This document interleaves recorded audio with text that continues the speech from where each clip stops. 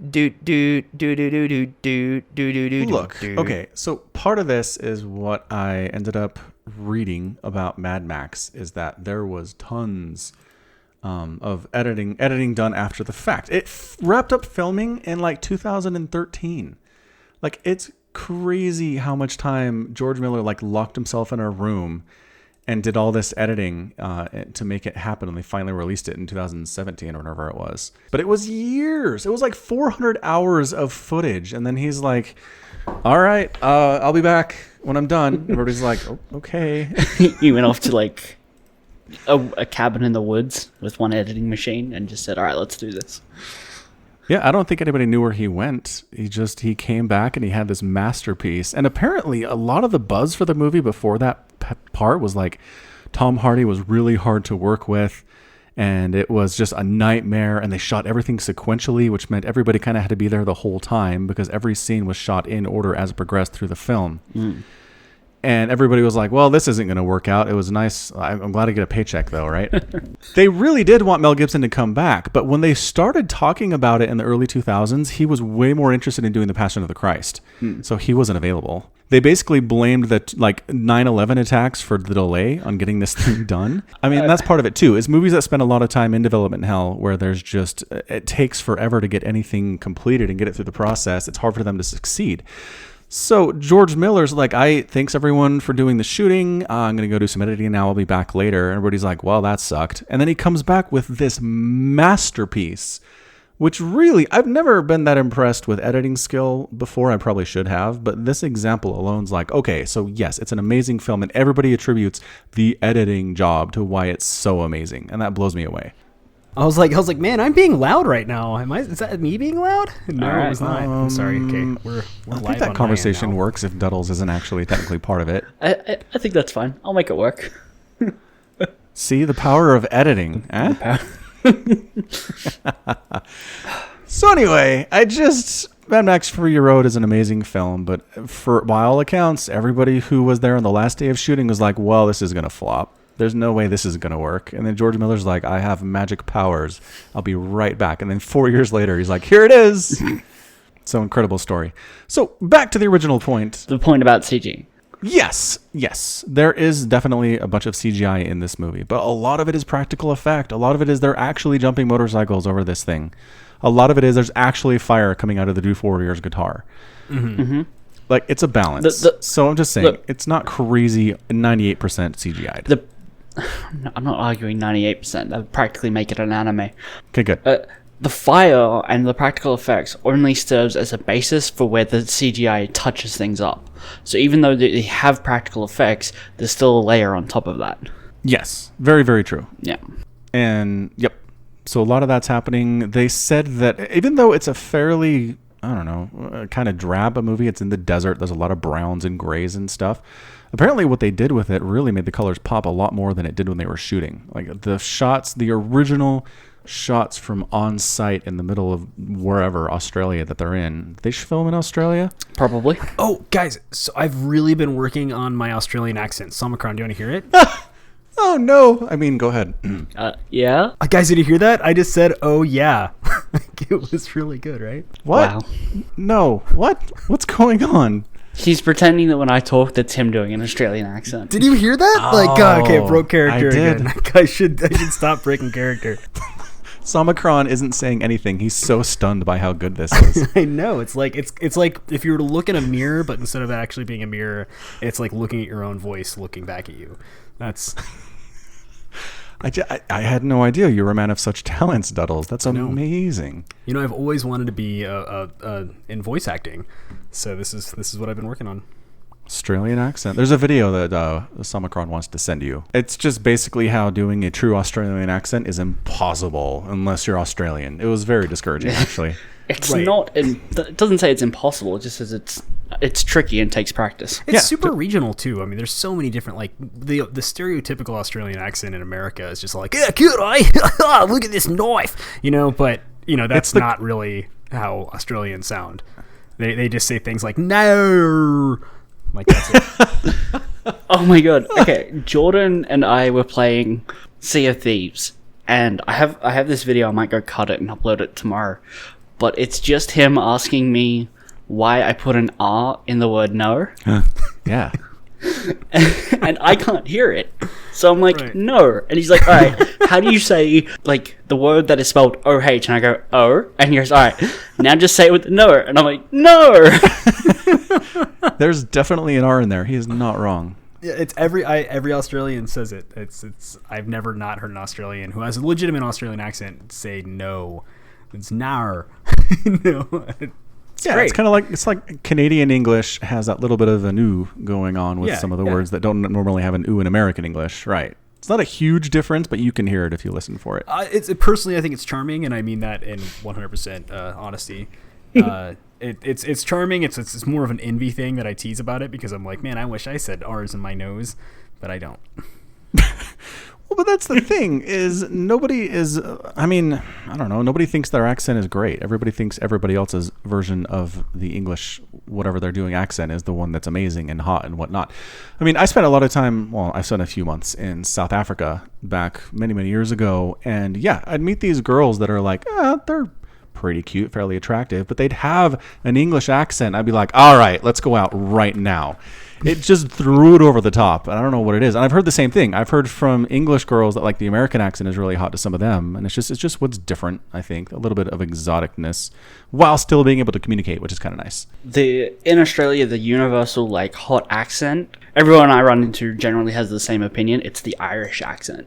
Like, people just flip their shit for that. Yeah. Irish. Scottish is a little less accessible, I think. It's a little more spitty. Yeah, you gotta, like, enjoy being spat on. The Scottish. Yeah, Right. Scottish is basically the German of English accents. exactly.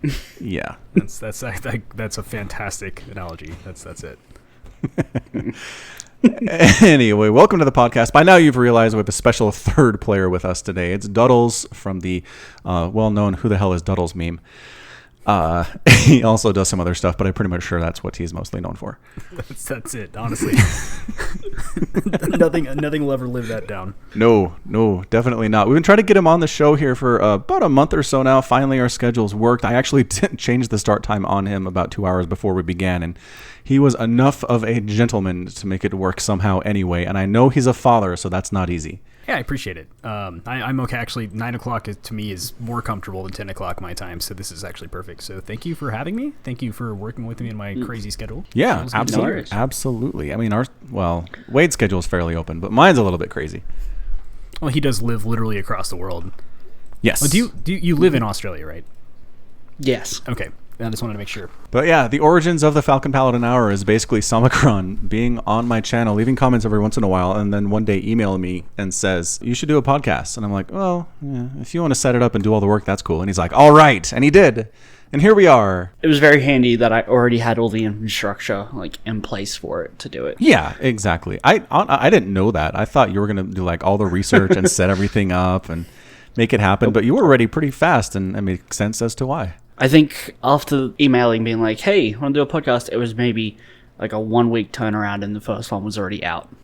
Yeah, it was very impressive, for sure. So anyway, we usually try to talk a little bit of StarCraft at the beginning, just because people are here generally because of the StarCraft a little bit. Yeah, 99.9% of my fan base likes StarCraft. I don't think I'm wrong about Do that. they? Yeah. I personally hate the game. I think it's the worst. Duddles, stop ruining the narrative. Sorry. Just play along for 5 minutes. Jeez. Anyway, I just wanted to talk about the Gauntlet Open a little bit. So the Gauntlet Global Open number 55 happened on Sunday, so a few days ago now, based on the time that this posts. Our finals ended up being Braddock versus Solar. Solar being kind of the Korean representative for the Open recently. It seems to kind of cycle through different Korean players. We've had Parting before, we've had Lozira before, and now it's kind of Solar's turn. I'm not sure if they have like a chore chart where they're like, who's going to play in the Open this week? Who's got it for the next few weeks? And Solar's like, yeah, I guess it's my turn. And then he shows up and beats everybody and goes home. Solar has said that he's going to try to get more Koreans to play, but then you think about it and it's like, why would he bring competition into this thing where he gets $75 for a couple hours of work and it's not even a big here's the deal? thing. He's going to invite them to play, but just on the weeks that he's not there. Yeah, when he can't make it. Although, did any show up last week when Braddock won? I don't think we had any Koreans. Maybe nobody could make it. Nope, I don't think there were. Anyway, the point is, Braddock wins last week. He beats Kellizer 2-1. He 3-0s Starkiller in the finals, which isn't too much of a surprise. But then we had Braddock versus Solar. And so Braddock is a Terran player. He's been around for a very long time, been playing for about a decade or more. He tries to go mech against Solar for 3 games in a row in a best-of-5 series, and it just doesn't work. Solar scouts it perfectly every time. He sends the Overseer in at the right time to see exactly what's going on. And then he beats Braddock fairly handily in 3 different ways in that series. And it just kind of made me wonder, are there meching Terrans out there who are taking games off of elite Zergs in the StarCraft world? I thought about it and I couldn't think of any. I feel like Euthermal can play mech pretty well sometimes, and he can do that. He can, but how far has Euthermal advanced in the last few WCSs? Let me see. I feel like I'm looking at his Liquipedia page round here. Of 8, right? So let's see. He did, 2016, 2018. Okay, so more recent stuff here for 2018. He made it to the quarterfinals in Valencia, and he beat Snoot, and I guarantee you he played mech at least one of those games. You're probably right then. All right, fair enough. And Snoot's a pretty darn good player. I think he would qualify. He'd qualify as elite. I'm not sure if he's. He made it to the finals in the past. What do you call it? Circuit. I don't know if circuit's the right word. Like season of StarCraft. He made it to the finals twice, I think. Where exactly? I'm looking at his page here. So 2018, there's the European qualifier. Let's see here. I know he made it in the past like 3 or 4. It was one of the WS. God, I can't remember which one it was. I don't know. The Liquipedia for 2018 is fairly grim. We have 4th place in the European qualifier for WCS Montreal.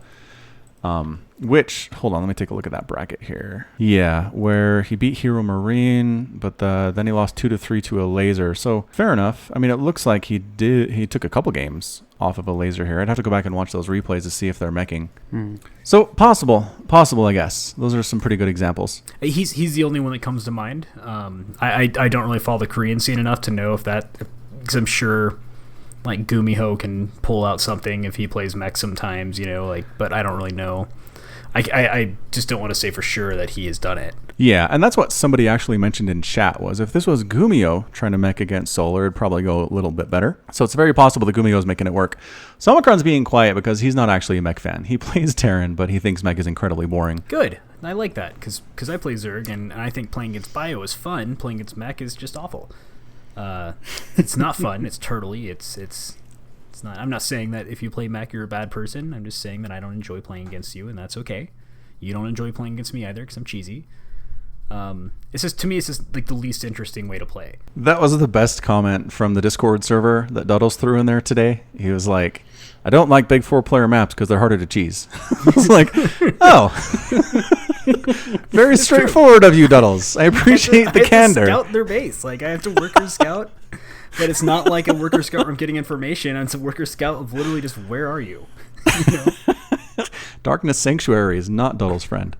No, and people were always so weirded out, and they're like, this is a super Zerg favored map. Why are you vetoing it? I'm like, it's big. I don't like it. Because I need the game to be over in 5 minutes, and this does not help with that. Right, I'm going to have to build like 3 bases. This is ridiculous. 3-base Zerg, whoever heard of such a thing? I guess I just want to check. You still don't like mech, right, Somicron? I don't play it. Right. Because, yeah, fair enough. You don't like it. It's boring. Yeah. Yeah. Reasonable for sure. All right. That's enough StarCraft talk unless someone else had something else to say about it. No. I know I casted Solar and Euthermal in the finals in one of the Taco Cups. I'm trying to find like that bracket on Liquipedia somewhere. It's kind of challenging. But anyway, so I believe it was Solar Euthermal finals, but Euthermal actually went mech against Bly. And I don't know if you'd call Bly elite Zerg or not. I'm a personal fanboy, but I don't know if I don't think he has the tournament presence outside of like he makes it in the round of 16 just about every time. But he doesn't get much further than that. That sucks because I think that he's just phenomenal. But I think he killed like 240 of Bly's workers in one of the games. Like Bly had, like 12 bases, Euthermal's 3.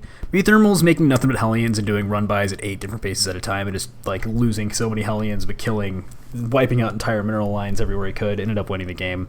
It's an amazing game.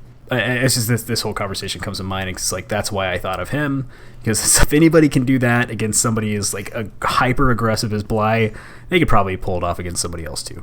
Yeah, that makes sense. Not that you'd win the series, but you could probably take a couple maps for sure. Absolutely. Yeah, and Euthermal, it's funny too because he's also fairly cheesy in certain matchups. So it's funny that he can pull the cheese out and just go for the mech long play as well. You got to be a good player to be able to do that kind of stuff. I feel like he was the European Beyond for a little bit. It's like, oh, okay, Reapers, we're gonna make a bunch of Reapers. So I heard this unit's good. It's the only unit I'm making all game. Reaper, here we go. Oh, I do not miss those days. Really don't miss those days. Ugh, gross. All right, in other gaming news, as of today, the 27th of August, when we're recording this podcast, there's a Cyberpunk 2077 gameplay demo that's 40 minutes plus long. Holy crap. I did not expect this to drop today. I think it came out yesterday. Yesterday. Did it really? It's all over Reddit today. They're that late? 7 hours ago, that's today. Oh, hold on a second. 7. Well, okay, so this is the Depending whole thing. on where you are in the world. Yes. Yeah. Samakran and I have this thing where his yesterday is, I don't know, he's a time traveler, basically. Yeah. So bottom line, it behind was it. released in the last 24 hours. So I don't know, so CD Projekt Red announces Cyberpunk 2077. Everybody's like, well, it's going to be forever before it actually comes out because they take their time with their games. They're a Blizzard-like company that way. They make sure the final product is awesome. I love The Witcher 3 with all of my heart. And so they announce this thing, and I say, all right, Cyberpunk isn't usually my deal, but I trust this company, and we'll see what they can do. And after watching, not the entire gameplay video, because again, it's 40 minutes plus, watching a good chunk of it, I am officially excited for this game. I think it has potential, but I think what we see is a very narrow slice of the game. Open world games have a tendency to pull you off the path that you're on, right? With side quests, collectibles, all kinds of nonsense. Yeah, so We don't see any of that in this. So how is this game going to do that? well, it's just going to be side quests. It's basically The Witcher 3 was like, hey, you got to find Ciri. She's in mortal peril, but I spent 67 hours doing other stuff before I even started trying to find Ciri. She's Right. tough, right? And She's hard to find. Yeah, absolutely. I'm just like a tough person. She can handle that mortal pain, or God, I can't even speak. You guys know what I'm trying to say. She can handle it. I don't know, man. Check out this Easter egg that I heard about on YouTube. Ciri is one of the more scary people that Geralt knows about.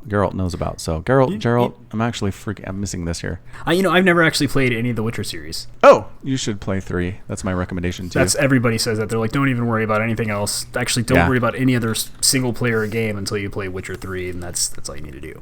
I've put more time into that than anything but StarCraft and World of Warcraft, I think, in the last 10 years. Wow. And StarCraft and Warcraft aren't really fair. They kind of cheat. Right. No, I totally get it. Yeah, for me, it's StarCraft and Counter-Strike. I mean, I can't. It's the amount of time I put into that game, or at least like Half-Life mods in general. It's not even close anywhere else. Big first-person shooter guy. I'm very picky. Like RTSs, I think are different. I can play any RTS and probably get a kick out of it somehow. But as first-person shooter, most of them I just absolutely do not enjoy. It needs to have a very specific feel. You have to be able to kill somebody in a certain amount of shots. Like the Halo kind of thing where it's like, hey, I can live forever. Like, I don't like that. Yeah, I like squishy shooters for sure. I need to be able to shoot somebody and have them either die or come close to it. If I pour an entire clip into someone and they're like, it's no fun. And then they run away for 2 seconds and they're like, oh, I jumped twice and now my health is back. Yeah, I know a lot of people love that mechanic because Halo is very popular, but yeah, I've never been a huge fan of it. Mm-hmm. I love Halo. It's great. There you go. Samakran's one of those people. Yeah, you're either one or the other, right? Well, here's the thing. I don't find Halo to be, like, bullet spongy. I don't think you guys are playing it properly. Oh, whoa, what are we doing wrong, master of Halo? I would recommend not playing, like, big team battle and stuff like that. Stick to, I think it's the SWAT game mode, because it just takes away people's shields. That's turns the it trick. into Unreal Tournament. Closer, yeah. Ooh, which by the way, have y'all played Champions? No. Yes. I have been thoroughly enjoying it. It's alright. I have heard it kind of goes back to the origins of Quake. Kind of has the same feel of the original. Yeah, I think it's just Unreal Tournament, which I know Unreal Tournament was a Quake knockoff essentially, but it feels like how when Unreal Tournament was really good, it has that feeling. Because it was a Quake knockoff, but it was a did a better job of multiplayer than Quake did. So many people are going to crucify me for saying that. My own personal opinion, I was a really big 90s first-person shooter guy. I thought Unreal Tournament did it better than Quake. So to play Quake Champions and have the feeling that Unreal Tournament lost because they got too into vehicles and other things throughout their games, and now it's just raw, just tournament. You will just play a person and you blow up other people's. It's great. I don't know if it's still free, but I know it was free for a while. It's definitely worth free. Not many things aren't worth free, and the things that aren't worth free are very, very sad. All right, so Cyberpunk. So, Somakarn, you're complaining that what we see in this gameplay demo is one specific mission all the way through from start to finish. There's no sign of exploration, of doing side quests at all. Yeah, I mean, I think it's just overall too narrow in focus. Are right? you worried it's going to be an on-the-rails type thing? No, but what I mean by this is, like, whoever's playing it, right, literally always picks the first narrative dialogue option. Yes. Could you maybe like mix things up and show us that saying different things has an effect? Yeah. Other than like agreeing or disagreeing with should you hand over like a chip or something, right? Something that suggests dialogue choice rather than just the narrative choice that's being presented. Sure, I hear you. It is kind of weird to have this long of a demo and just straight up make it look like it's on the rails type of a experience. Yeah. I agree. They should have tried to show some of the player choice involved. Unless they just don't have that programmed in at all. They basically work out the main story quests and storylines, and then they go back after and add the side stuff. It's just, it's really strange that at the start, they emphasize that, yeah, you can make your own character, and you can fiddle with some of like the starting stats, but there's no dialogue options. You always say the same thing. Yeah, I mean, there's options, but the person who's running through chooses the same option, correct? Yeah, but they're not, I want to try and let's say the bargain worked, but you want to now try and squeeze them for more money, right? There's nothing like that. It's just, all right, I agree, or no, I don't. Yeah. There's no, like, that kind of role-playing is what I'm looking for. So it's kind of a Fallout 4 feel, where the dialogue options are very limited. They give you the illusion of choice, but there's really not much going on. Mm-hmm. Yeah. Yeah, I kind of trust CD Projekt Red more than Bethesda at this point, which is, I mean, not a controversial thing to say. So I have faith that they'll make it happen. I mean, I'm still not pre-ordering this because I don't literally pre-order anything. But just, I don't know, this gameplay demo had a lot of stuff that I look for, that I was expecting to see. The lighting is absolutely gorgeous. I mean, even just walking up a flight of stairs outside, some like metal stairs, with a railing next to you, sun coming through the buildings. It just looks amazing. That's the other big red flag that the game puts out. If this is only a tiny slice, can we expect it to perform this well when we actually play it? All right, because it does look fantastic. There's no doubt about that. Well, I was noticing there are scenes where he's walking through huge crowds of NPCs, big numbers, and like more than I've seen in a game like this ever before, and it does make me wonder what kind of processing power it's going to take. I know The Witcher 3 is fairly demanding on your video card and your CPU, so I'd expect this to be as well. I don't know if it's going to be Crysis levels where you have to take out a second mortgage to afford the hardware to run it. But I don't know, it could be fairly demanding, but I'm not super worried about that, I guess. It looks pretty intense. I'm watching a car chase scene right now, and it's pretty gorgeous. And there's a lot going on. I feel like my even with a 1060, I feel like my computer would still be like this entire time. Yeah, I mean, for The Witcher 3, it was definitely more CPU intensive than video card intensive, I think. Okay. Again, I don't know if that's going to be the same here, but yeah, I mean, it looks fantastic. I didn't actually expect it to be in a first person. I don't know why. I thought it would be a third person type of thing, I guess just because of The Witcher. But first person, at least for me, is a lot more immersive. I really enjoyed The Witcher 3, but at the same time, I always felt more immersive in games like BioShock or Mass Effect where you're first personing it. It's just naturally draws you into the story more.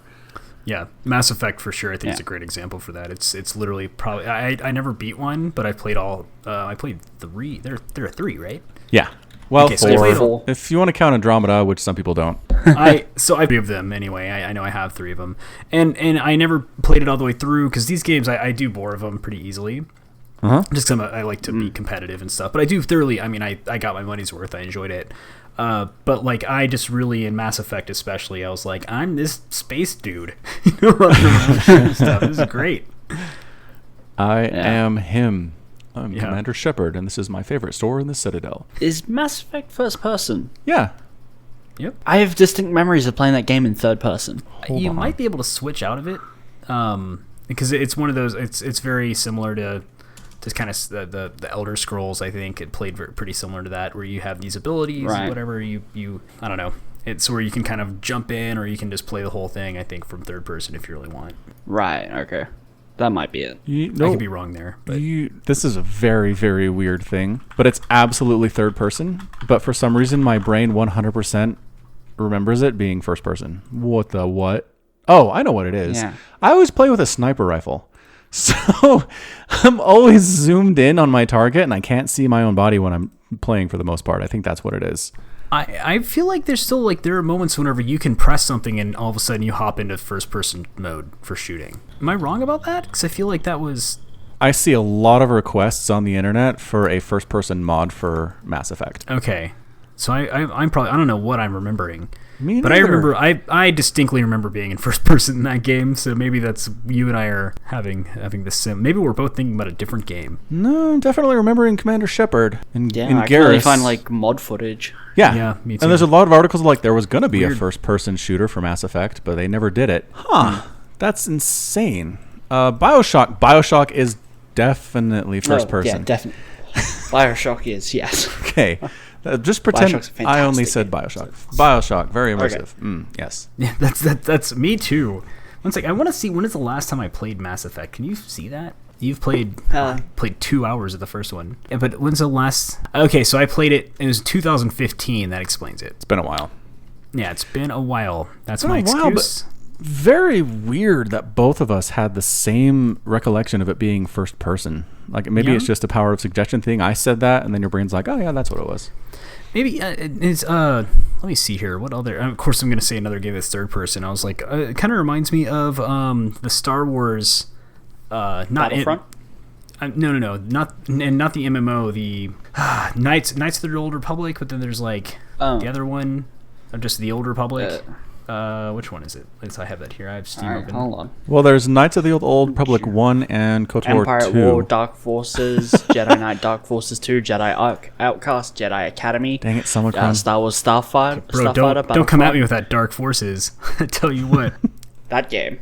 That game, it was like you had to have pretty much MS DOS to run it because you'd be like, it was like Doom. You had to do It was a Doom clone, 100%.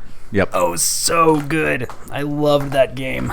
It was a lot more puzzly than I thought it was going to be. I actually picked it up off of Good Old Games maybe a couple of years ago and loaded it up with DOSBox.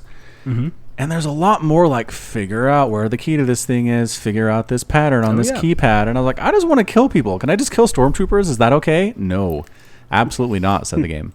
So the Star Wars fan club, apparently, like the hardcore people who are all like, Mara Jade's finally getting a movie.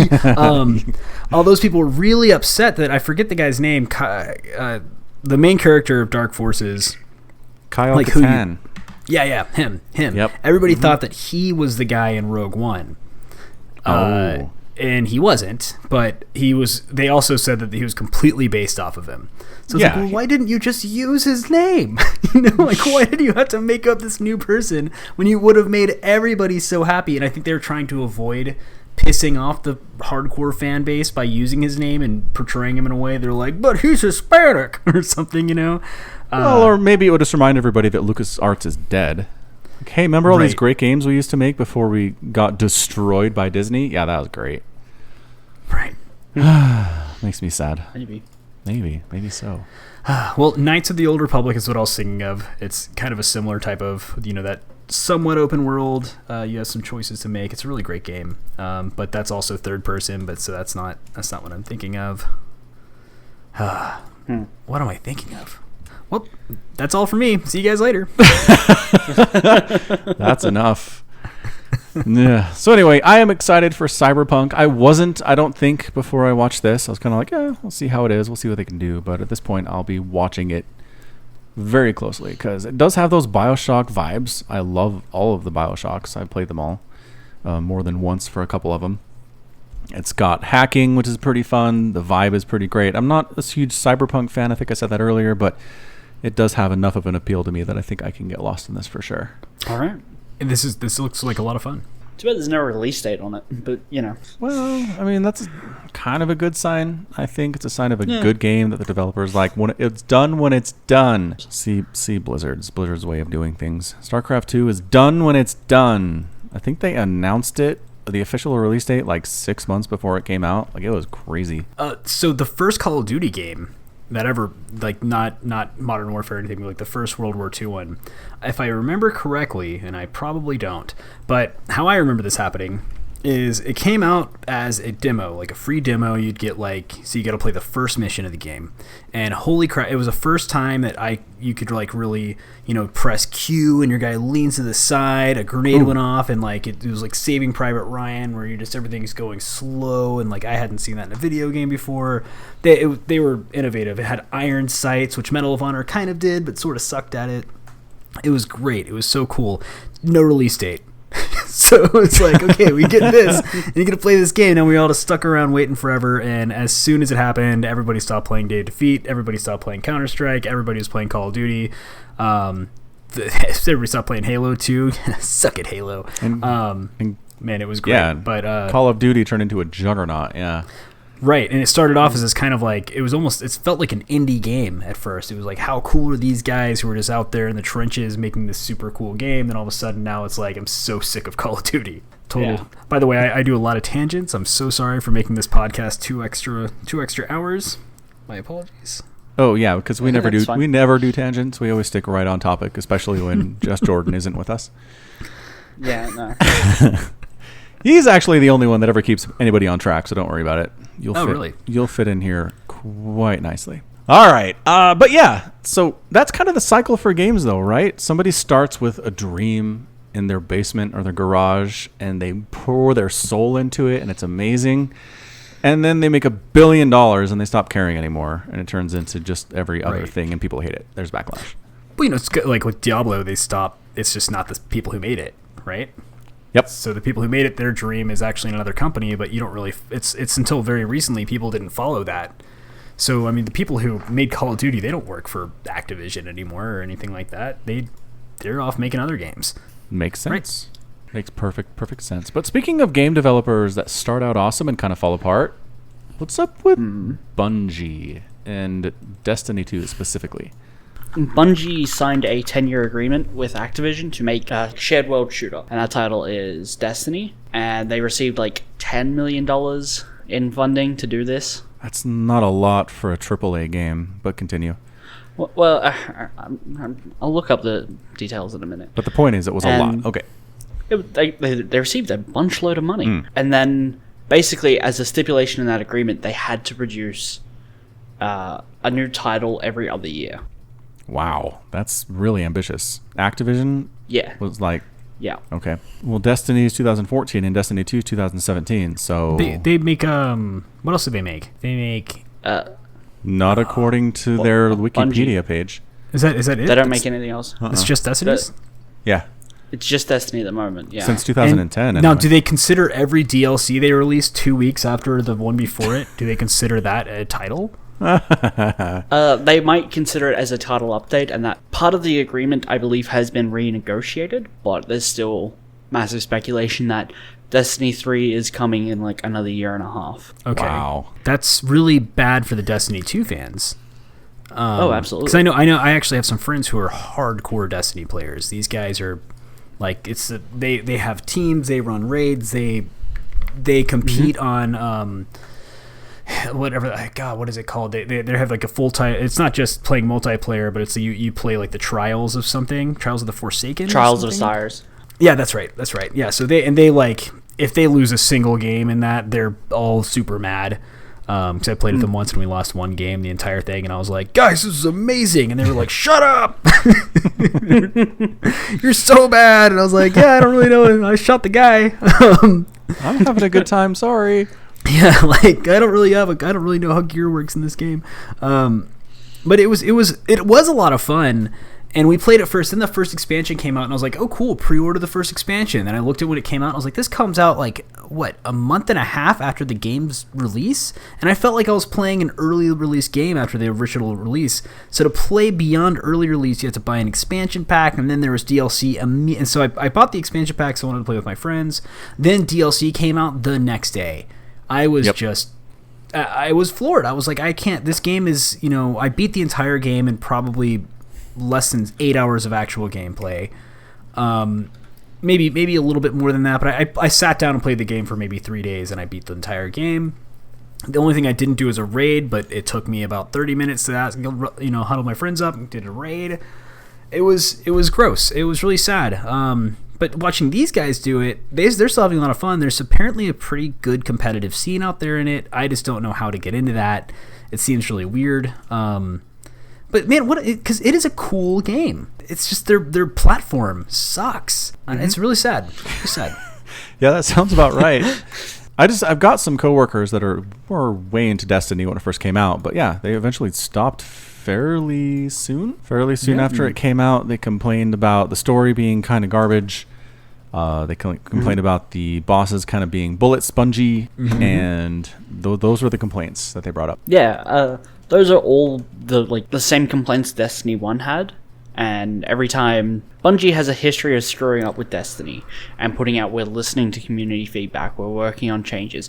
But Destiny 2 is the same game as Destiny 1 with a slightly better story, but that's not hard. Tumblr has better fanfics than Destiny 1 has story. Correct. Really, the story wasn't even important. I did not even. I enjoyed the playthrough. I did not care. Like every time it was to the point where I was going through cutscenes because I was like, I just want to shoot people because the gameplay is a lot of fun. And the PvP in that game is fantastic. It's Halo-y, because obviously it's Bungie, but that's I think the creators of Halo made this game, right? Right. But it's still like I can still kill somebody in 2 shots. You just have to be a little bit better.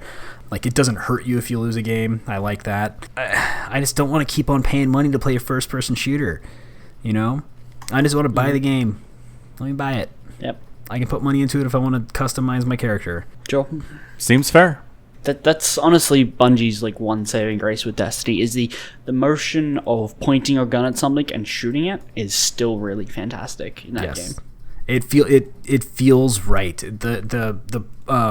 The burst or whatever, the recoil is fantastic on the gun, so the spread makes sense. It's easy to control. It's where it should be. You can definitely tell the difference between somebody who's good at the game and somebody who isn't, but it's not a hard learning curve. You just have to if you're good at first-person shooters, you're going to be good at Destiny. And I like that. Versus, at Counter-Strike, where it's like you have all these other mechanics. You need to press shift and you need to press A and D at the same time so you're not stop moving for a second, which is apparently like the F2 of Counter-Strike. Don't do that. That's a bad habit. I do it anyway. There's different, the scoping mechanism, and when you shoot has a different mechanic than just scoping and waiting to shoot. If you move at all, you're dumb. It's all just garbage. In Destiny, you can hop around, jump, shoot, crouch. Doesn't matter. The accuracy is about the same the entire time. I love that. I mean, does sound kind of noob friendly, which is good. Yeah. Which is a good thing. Noob friendly, but I mean, you still need to be able to aim. It should be harder to be able to aim and run and shoot, right? Yes. Theoretically. That should be very simple for sure. So no discussion of Destiny should go any further without discussing the Peter Dinklage thing. That wizard came from the moon. Right. So as far as I can tell, again, as somebody who hasn't played a single second of Destiny, they hire Peter Dinklage to do the voice work for a main character, like the guy who does the most talking in Destiny. Mm-hmm. Peter Dinklage shows up and sleepwalks his way through the role. Sounds 1,000,000,000% disinterested in everything that is going on. Mm-hmm. The players notice and say, "What's going on with this? Why is this so terrible?" And then they're like, "Our bad," and replace him entirely. Mm-hmm. With Nolan North. Nolan North, who is pro, known for voice acting in video games in all of the big roles. Yes. And then Destiny 2 rolls around and they couldn't get Nolan North back for one of the expansions, so that character is entirely silent even though he's present in every scene. They're like, we can't, if it's not Nolan North, we can't get it right, we'll just give up. Oh Bungie, we love you, but oh Bungie. Isn't that something they keep on making the mistake of doing though, where they hire actual actors to be voice actors, and it's like it's a special type of actor who can do both, but typically they can't? Yeah, Bungie has a bunch of act as voice actors. Probably the most notable is Nathan Fillion as the voice of Cade Six. Mm-hmm. And their most recent expansion, which I'm not sure if it's out or not, but the trailers feature his character dying. So it's like, oh, we're going to use mainstream celebrities to pull interest into our game, and then we're going to kill them off. It's like, okay. Sounds about makes right. Sense. Sure. Don't have to pay him as much if we kill off the character. That's true. That's true. But, I mean, if you're going to have traditional actors like that, they need to be able to come in and re-record dialogue quickly. Like, that. I don't know if most regular, like, film actors have a recording studio in their house like some voice actors might do to send off files as quickly as they can. Is that what happens? I always assumed they had to go into a studio. Do people do this from their homes? I mean, I would assume some. Why not? I need I've- proof. That's why. I've seen it in the studio pretty regularly. One complaint that I heard from a lot of people is that they're not working with somebody else, and that's why actors typically struggle in this role, and that's the difference between a voice actor and a regular actor. You have voice actors who can come in and they're just really excited because they get a script and they're just reading it and they're like stay a while and listen, like versus like an actor who's going to come on and be like, well, why are they staying a while? Why are they like, I need to live in my role, and it's not just like I do this voice really well, or like, oh, it's about time, like all that nonsense. They can do all these things. Like those guys come in because those guys are voice actors. It's different than I don't know. It's so, but like in cartoons, things like that, they're in the same room, they're in a studio, they're bouncing things off each other. But in a lot of these video games, the storyline is still being written out, and they just give these people a ton of lines because they're not sure what they're going to say yet.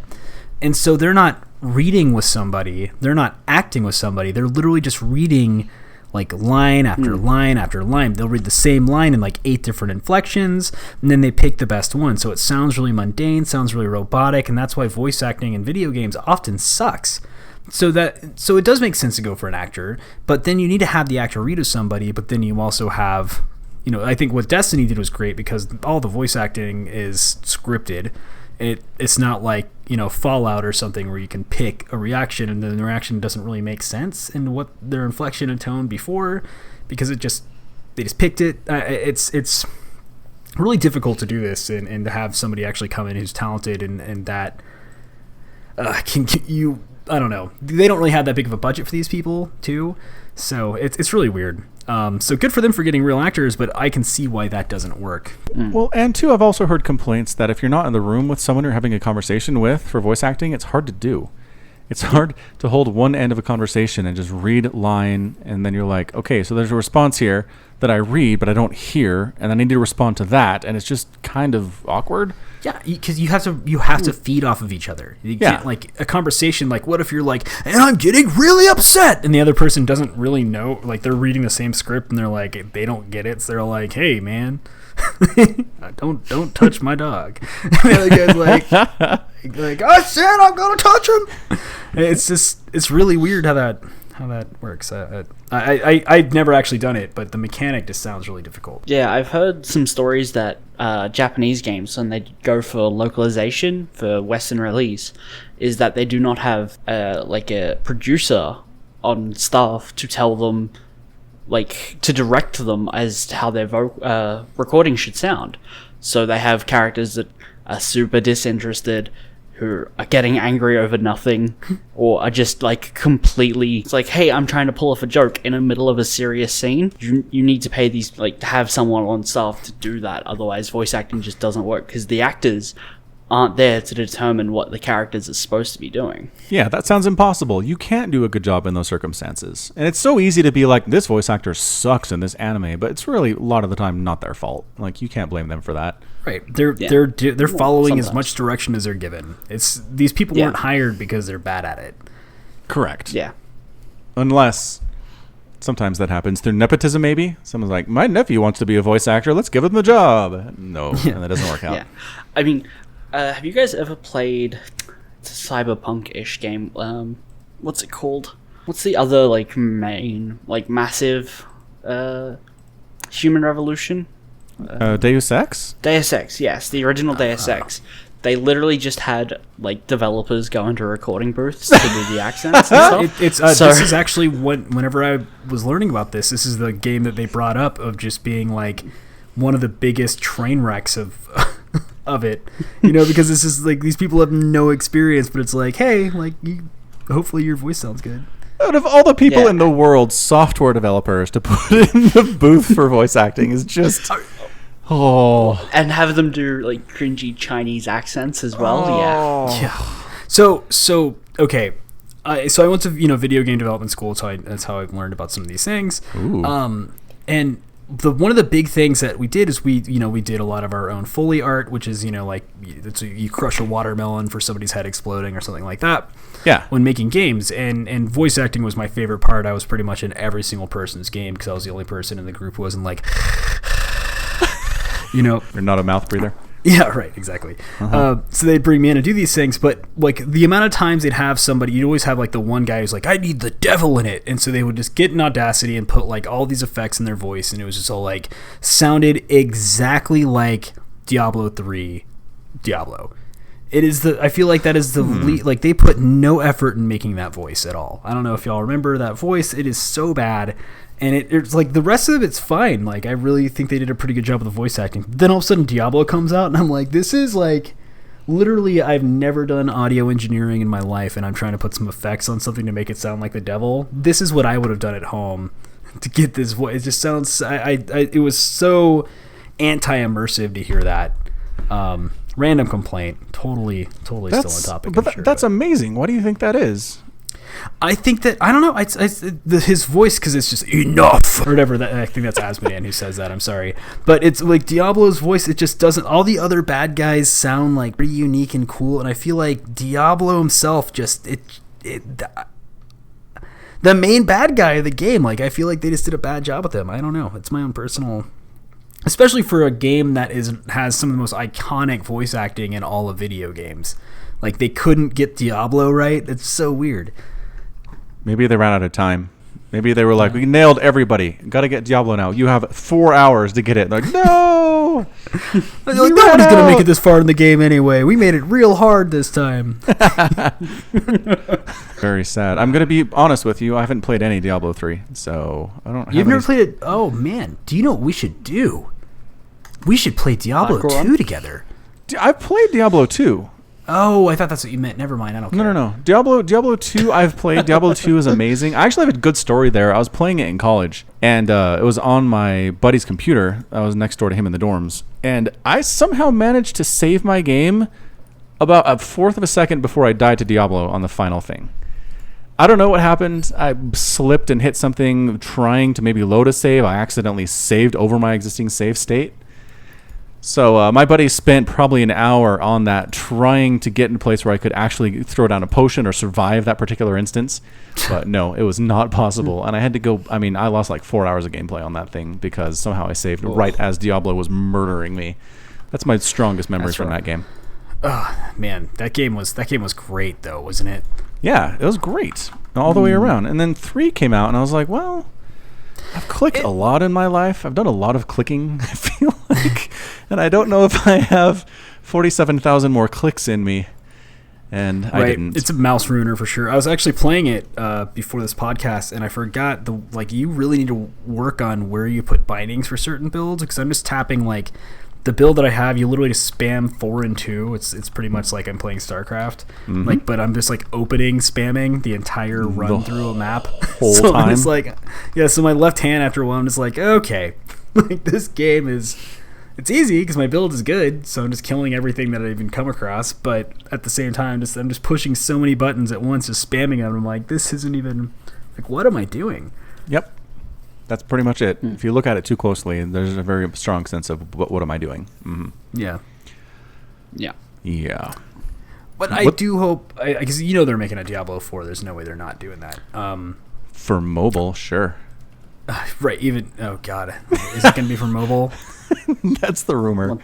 They're hiring for mobile devs right now. Well, the mobile devs. So the game that they're making for mobile is an MMO RTS. Nope, that doesn't work either. That's what they hired for. They want somebody, an MMORTS mobile game. So I'm thinking it's the Garrison in World of Warcraft, just on your mobile phone. That makes perfect sense. It's a Facebook game. That's perfect for mobile. Because honestly, I'm thinking to myself, like, what better way to spend a bowel movement? You know, like, this would be great. I can just open it up, check on my missions, start new missions. I'm done, good to go. Like, that's what mobile games are for. That'd be a great Blizzard mobile game. I really hope they don't try to make something to, like, drains your battery in 20 seconds. They'll do it. Yes, they will. Yeah, that's actually one of the reasons that I stopped playing Warlords of Draenor in World of Warcraft is because of the Facebook game aspect of it with the garrisons. I was like, why am I spending time in World of Warcraft staring at a screen, sending other people off on exciting adventures? It never made sense to me at all. I personally liked it. Yeah, but you're but not alone. at the same time, I like things like that. It was like that's my casual sense in me where I want to sit around and not have anything to worry about. I want a casual game, but a casual game sometimes belongs on my phone where I'm like, okay, I have 45 minutes to not do anything, but I don't have a TV by me or anything, and I just want to kill some time. That'd be a perfect little game to have on my phone. I'm not going to sit in a computer and play it. I certainly didn't renew my subscription after Warlords of Draenor. Because that wasn't like interesting enough for me, but it would be fun for my phone. Yeah, I can see that. It definitely attracts a certain casual gamer aspect of the gaming world. It does.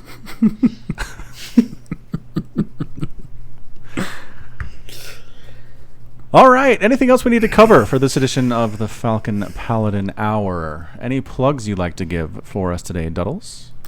Yes, but not from me. My dear friend at Mitosis Gaming, who I'm a co-founder of, he's really the only person who does anything with Mitosis Gaming anymore. Sorry, Andy Man. His name is Andy Man.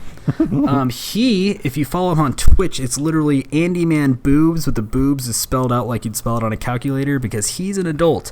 Yeah, I've seen Andy Man before. I'm aware. So he does a replay happy hour where he cast, like you submit games. Right now he's really focusing, he wants like really heavy micro intense battles, that sort of thing. So if you have like a crazy back and forth game that's hyper aggressive, just a ton of micro and just a lot of fun, typically hopefully not super long games, he wants those.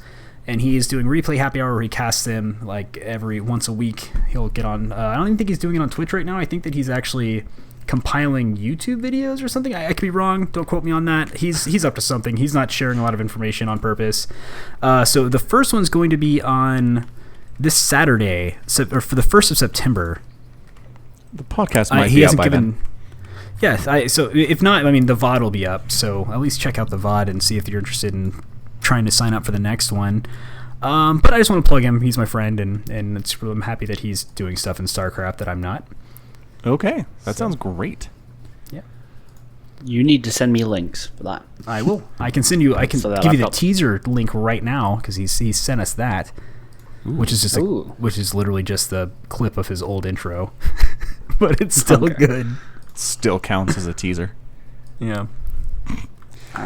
All right, fantastic. Well, thank you for joining us, Duddles. Thank you for helping us on our random tangent adventure that we do every week.